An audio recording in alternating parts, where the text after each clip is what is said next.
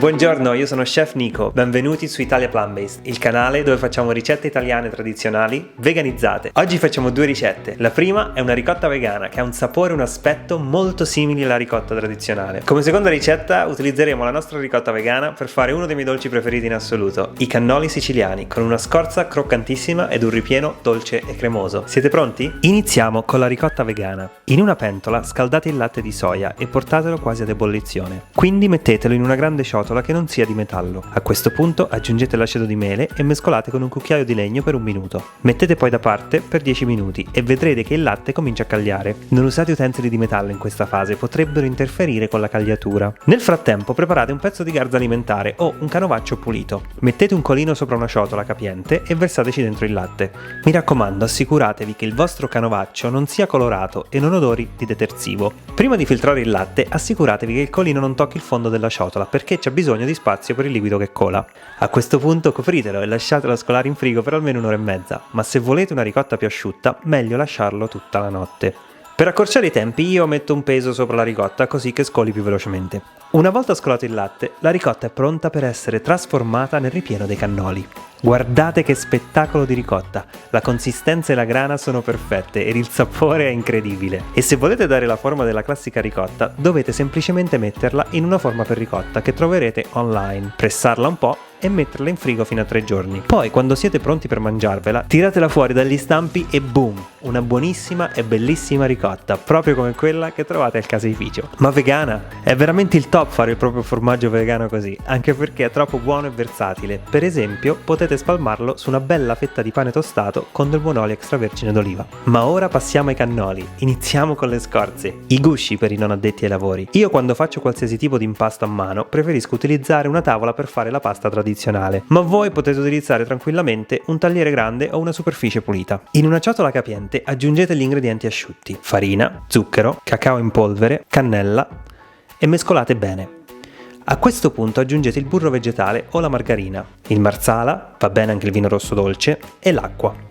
Mescolate con una spatola fino a che ottenete un panetto, poi sul vostro piano di lavoro impastate a mano per circa 5 minuti fino a che il panetto diventa liscio, morbido ma che non si attacca alle mani. Se è troppo bagnato e appiccicoso aggiungete una spolverata di farina e continuate ad impastare. Ecco, deve diventare così. Adesso fatelo riposare per una mezz'ora. Il prossimo step è quello di spianare la pasta. Infarinate il piano di lavoro e il mattarello con la farina, così la pasta non vi si appiccica. Dovete raggiungere uno spessore di circa 1 millimetro. Mentre spianate, ripiegate la pasta diverse volte su se stessa. In questo modo i cannoli saranno molto più leggeri e pieni di bollicine quando poi li friggiamo. Otterrete il miglior risultato se ripiegate la pasta circa 10 volte. Avrete bisogno di un po' di pazienza, ok, ma non è difficile. È il passatempo perfetto per una domenica in famiglia e se seguite queste 3 regole semplici otterrete una sfoglia perfetta. 1. Se la sfoglia diventa troppo lunga per il vostro piano di lavoro, tagliatela a metà, lavorandone un pezzo per volta. 2. Se la sfoglia diventa appiccicosa, spolveratela con la farina e continuate ad appiattirla. 3. Se volete spostare la sfoglia da una parte all'altra del vostro piano di lavoro, arrotolatela intorno al mattarello e srotolatela dove vi serve. Ripetete questi 3 passi fino a che avrete una sfoglia di circa 1-2 mm e pronta per essere tagliata. Allora, il mio consiglio qui è di andare molto lentamente. Stendere la pasta non è difficile, anzi secondo me è un'operazione molto meditativa. Se non l'avete mai fatto, riguardate il video un paio di volte e vedrete che ci prenderete subito la mano. Adesso tagliamo la sfoglia con un coppapasta del diametro degli stampi per i cannoli e arrotoliamo i cerchi di pasta intorno a questi tubi metallici. Ne bagniamo l'estremità con dell'acqua e li chiudiamo. È importante chiudere bene, altrimenti vi si aprono quando li friggete. Potete anche stringerli un po' intorno al tubo con il palmo della mano.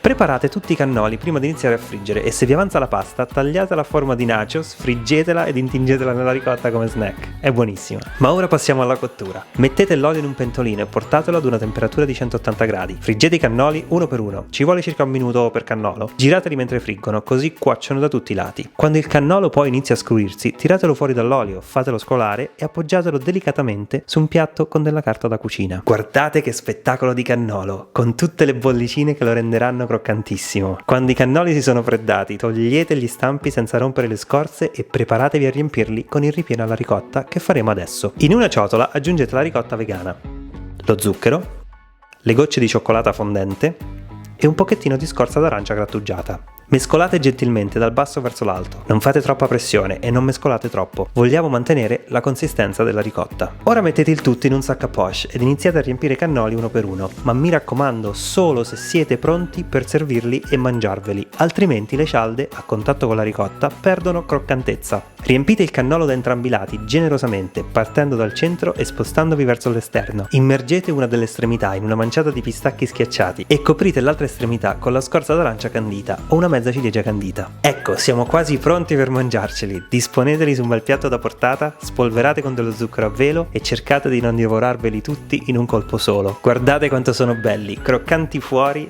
dolci e cremosi dentro e al 100% vegani. Allora, devo dirvi la verità, questi cannoli sono buoni quanto quelli originali. Se non ci credete provate a farli e fatemi sapere. Se il video vi è piaciuto cliccate like o lasciateci un commento. Se volete vedere più ricette come queste, allora iscrivetevi al canale. Vi ricordo anche che trovate tutte le nostre ricette con la spiegazione completa sul nostro sito internet www.italiaplanbased.com. Grazie e alla prossima ricetta!